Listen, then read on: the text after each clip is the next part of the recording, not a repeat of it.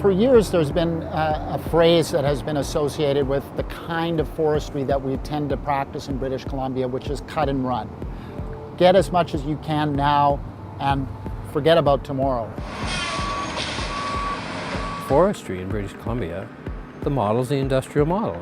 You invest capital, you invest money, you want maximum return on those investments. So that's the model, and that model leads to the way they log, which is clear cutting. Because if your goal is to create as much cash as possible, then the way to do that is to cut down as many trees as possible, as fast as possible. The cheapest way of going into log an area is just to mow it all down. Basically just huge cuts, and then they can go in, drag out what they want. But the only problem is the wastage is really high. So burning it is their only option. And it gets to the point where we have air quality advisories quite often, all through the fall and spring. All across BC, vast amounts of so-called waste wood are burned in enormous piles left behind after clear cutting, depleting the soils, sending vast amounts of carbon into the atmosphere, and burning thousands of potential forestry jobs that could have come from utilizing that timber. At the end of the day, everything they do is geared toward increasing profit and minimizing their risk, their exposure, and their liability, and increase the pay to the stockholders. And that's their game plan. No one can deny that this industry has been essential to rural communities in British Columbia. But when it comes to employment, the industry is a shadow of its former self. I look back at my career as a logger and think how that industry helped me raise my kids, put food on the table, paid the rent. But if you look on Vancouver Island, when I was a young guy, there was contractors, there was people that ran chunk trucks, they called them, and there was a Tassa sawmill up there, and there was other sawmills, and they made a good living, and that was what this island was about, that was what this industry was about. We have had a very industrial past in Port Alberni, producing significant amounts of lumber, plywood, paper, pulp. That has changed. That's changed dramatically. Communities like Port Alberni and Campbell River wouldn't exist without forestry. And that's mainly because it used to be the law of the land that if companies wanted to log public timber, they had to operate local mills, which employed thousands of people in good-paying forestry jobs with pensions and benefits. And that commitment is gone. It's been gone for some time. And as a result of that commitment being gone, we've seen a huge number of sawmills close. We've seen job numbers plummet by the tens of thousands. In 2001, there were over 100,000 people employed in BC's forestry sector. But in the intervening years, due to a perfect storm of industry deregulation, a catastrophic pine beetle epidemic, and the 2008 financial collapse, the number of forestry jobs in BC has been chopped down to just 60,000, a loss of over 40,000 forestry jobs since 2001.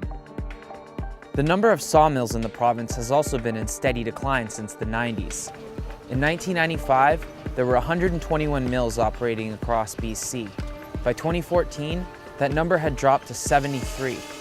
When we look at just the coast, the decline is even steeper. In that same 20-year period, the number of coastal mills dropped by 50% from 38 down to just 19. And what we're seeing instead is very large numbers of raw, unprocessed logs being put into log barges beside what remains of the forest industry manufacturing base. To add insult to injury, the export of raw, unprocessed logs has skyrocketed by 1,000% since the mid-90s. In 1995, just over 620,000 cubic meters of raw logs left the shores of BC. By 2016, that number had ballooned to 6.2 million cubic meters. To put that in perspective, that's enough wood to fill over 177,000 logging trucks.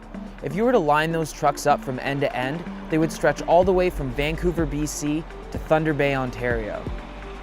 According to the Canadian Centre for Policy Alternatives, if this wood were processed in BC, it would have been enough timber to feed at least a dozen sawmills and employ an additional 3,650 people in the industry. If those numbers seem staggering to you, it's because they are. BC accounts for 96% of all the log exports in the entire country, while also getting some of the lowest job rates for the timber that we harvest. Ontario cuts 20% of the wood that we do, and gets almost 70% of the jobs. This creates 3 jobs per 1,000 cubic meters cut. By comparison, BC gets less than 1 job per 1,000 cubic meters. By just about every conceivable metric, the public isn't seeing anywhere near the value that it once did for its most valuable public resource. But why has the BC government been so willing to sell out our forests to giant corporations? Well, maybe it has something to do with the millions in campaign donations they've received from timber companies over the years. According to Elections BC, the top 8 timber companies in the province have contributed nearly $3 million to the BC Liberal Party since 2005, far outshadowing contributions to any other political party. Western Forest Products donated at least $380,000. Canfor donated over $840,000. And West Fraser has donated almost $1 million to the BC Liberals since 2005.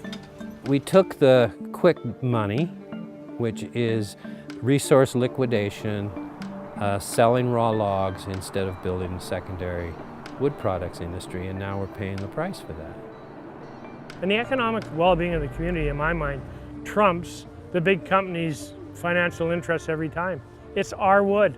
We own that wood. So I want to see them employ our people, use our resources here, and if they don't want to do it, leave. This idea that we can continue to liquidate our second and third growth forests, the same as we did to our old growth forests, is only going to lead to further loss of employment and further depletion of the resource. We need to figure out a way to do more with less. It's time for sustainable, second growth, value-added forestry in BC. Thanks again for watching part 2 of the Heartwood documentary series, and we'll be back again really soon with part 3, the finale, where we'll look at what a sustainable forest economy would really look like. When it comes to BC's forests, we're standing at the edge of a cliff. The old model of just pumping out volume doesn't work anymore. But there is a silver lining to all this, and that is the powerful alliance that is coalescing around a collective vision for a new forest paradigm. Can you imagine getting 3 times more job per cubic meter cut in this province? There are ways to turn it around. We need to cut trees, we need to respect Indigenous rights, we need to maintain healthy ecosystems, and can we have it all? We can have it all, and we're gonna have it all.